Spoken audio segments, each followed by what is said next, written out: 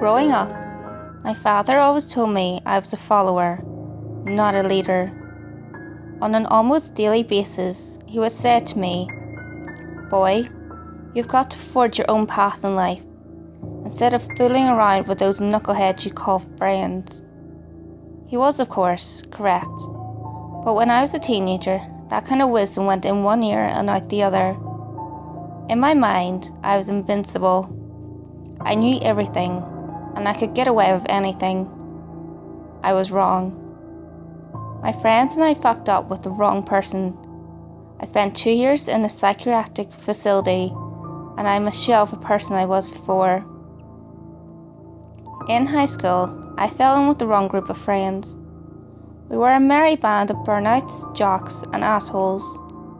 We all played junior varsity football, our freshman and sophomore years of school.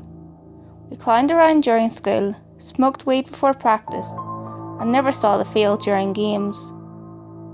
It was no surprise to anyone when we did make the varsity team our junior year of school. We suddenly found ourselves with too much free time on our hands. Now that we didn't have to attend football practice for 3 hours each day, we took to hanging out around town after school, smoking and sometimes drinking when we could find someone to buy us booze. Tyler, who was definitely the ringleader of our little group, eventually got us into petty theft. He was your typical spoiled rich kid. His parents were always working, never home, so they bought his affection with gifts, gave him whatever he wanted. So, of course, he grows up to become an asshole. This kid, for whatever reason, loved to steal. It was definitely for the thrill of it, since he had daddy's Amex in his wallet and could buy whatever he wanted. On a typical afternoon, we'd get out of school around 2:30 and drive around town smoking and sometimes boozing. We always rode with Tyler in his brand new SUV. I had a shitty Honda Civic that I had bought after a summer of working, while our other 2 friends, Chris and Ahmed, couldn't afford cars. Tyler would choose a store and give us a laundry list of items to steal. Ahmed would usually be tasked with distracting the clerks, while the rest of us made off with whatever we could get our hands on. We'd then sell whatever we got on eBay and split the profit. I could tell that Tyler was getting bored with the petty theft by the time senior year rolled around. He invited us over one weekend, and I could tell he had something planned by the idiotic grin on his face. We smoked weed, ripped shots of tequila, and played video games until around midnight. Tyler said he was bored and decided that we needed to go for a joyride around town. However, once we were in the car, Tyler drove us farther out into the suburbs, away from town. He refused to tell us where we were going until we stopped outside a large house. He turned to us, motioning towards the dark house. He said, "This guy is loaded.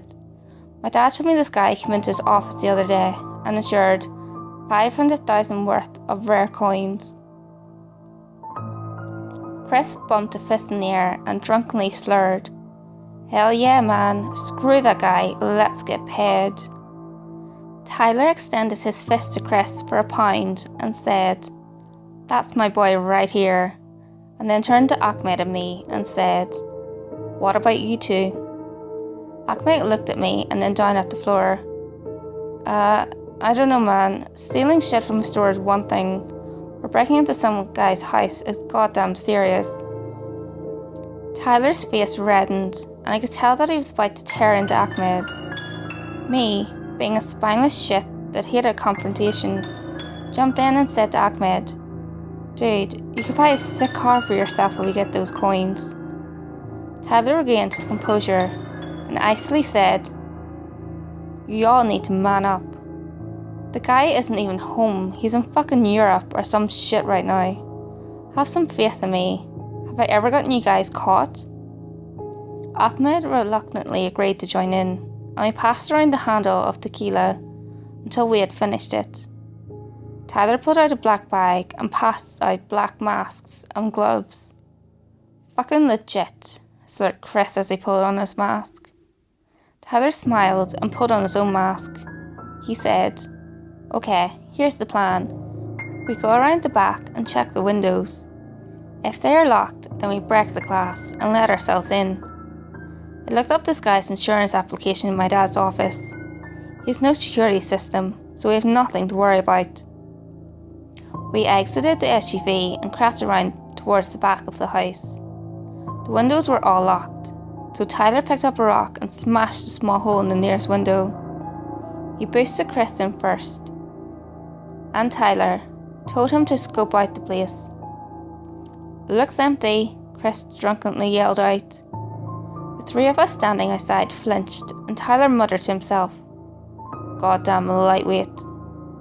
When we were all inside the house, Tyler instructed us to split up and search the first floor.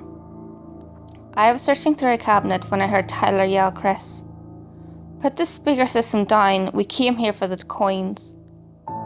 After 10 minutes, we regrouped and decided to split up. Chris and Ahmed were searched upstairs, while Tyler and I checked out the basement. The basement door had a thick padlock on it, but Tyler laughed and said, "Why put a padlock on a cheap wooden door? What an idiot." He easily kicked in the door. There was no light switch near the door, so we descended the stairs using the glow from our bones to guide us. A small hallway at the bottom of the staircase led to another door. This door was made of steel. Tyler immediately started kicking the door. He gave up after the third kick and began ramming his shoulder against the door.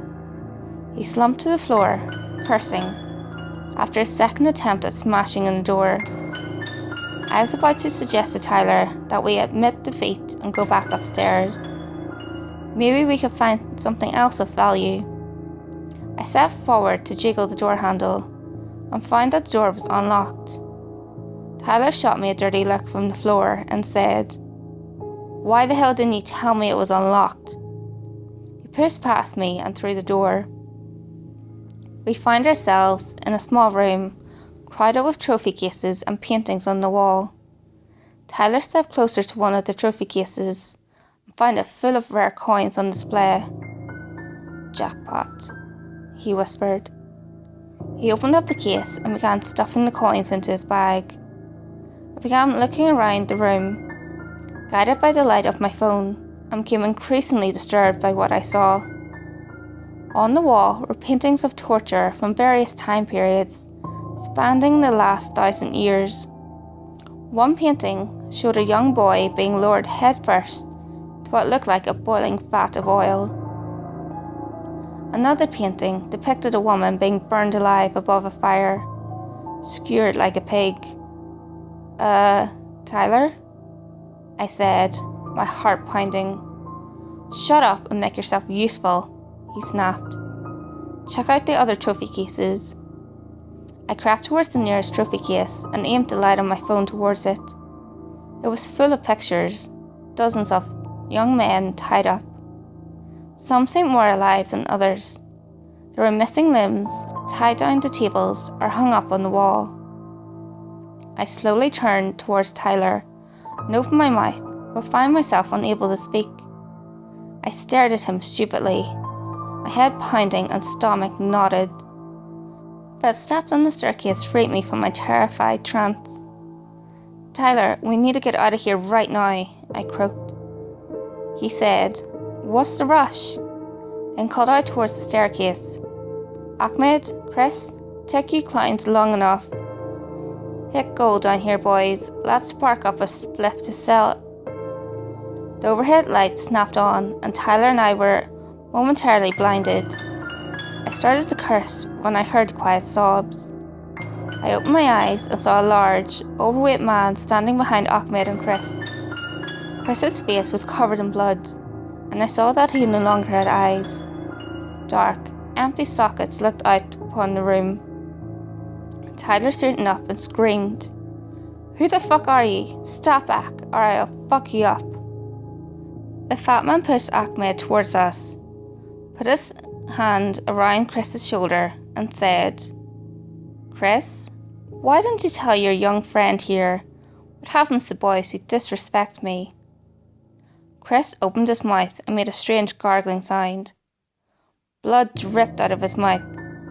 Ahmed, tears running down his face, whispered to us. He cut out Chris's tongue and eyes.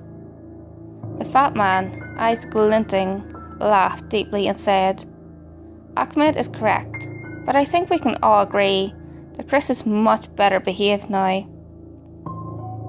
He patted Chris on the head, tousled his hair and said, Now, which one of you can explain what nice young men like yourselves are doing in my home at this time of night? Tyler took a step towards the man, raising his fist, and said, You have no idea who you're messing with. The fat man chuckled, causing his jowls to jiggle, and raised the pistol. Tyler paused for a moment, contemplating the gun in the man's hand. No way, you can't touch me. My father's a powerful man, said Tyler. The fat man laughed again, put the gun to the back of Chris's head and pulled the trigger. Brains and bits of skull showered Tyler. You boys can call me Mr. G, and you're going to do exactly what I say, said the man. He nodded towards me and said, You take the painting down behind you and twist the knob. I did as he instructed, and a secret door in the wall opened, revealing a large circular room behind it. Move along now, said the man cheerfully. The three of us slowly moved into the room with the fat man not far behind. In the centre stood a stainless steel surgical table. The periphery of the room was filled with a variety of torture devices that looked straight out of the Dark Ages. I recognised a torture rack, Judas' cradle, an Iron Maiden, and a large vat sitting over a propane burner. On a wooden table there appeared to be a wide variety of knives, hammers, scalpels and saws. Mr. G put his left hand into his pocket and pulled out a black plastic comb. He combed back his dark, greasy hair while still pointing the gun at Tyler. Where do we go from here? He mused aloud as he placed the comb back into his pocket. He continued, Tyler, only one of you will be allowed to leave my house tonight. Who should it be? A dark spot began to grow in Tyler's crotch. The smell of urine filled the large room. Tyler pointed a trembling hand towards Ahmed and me, and said with a quivering voice, This was all their idea. They dragged me into this whole thing, I swear. Mr. G's brow furrowed, as he was obviously considering Tyler's words. He smiled at Tyler and said, I believe you, Tyler, but the only way you can leave is if you help me tie up your friends. There's some rope over on the wooden table. A look of relief came upon Tyler's face, and he smiled at Ahmed and me. He shouted out, Whatever you say, Mr. G, as he quickly scampered over to the table to retrieve the rope. Good. Now bring it back to me, my boy, said Mr. G. He turned to Ahmed and me and winked. Tyler approached Mr. G, rope in hand, and said, You know, Mr. G, I told these guys not to mess with a man such as yourself, but they just wouldn't listen. Yes, I am sure you did, said Mr. G, as he pulled out a small taser and knocked Tyler unconscious. Mr. G grunted. You boys stay right where you are, as he bent over to tie up Tyler's hands and feet.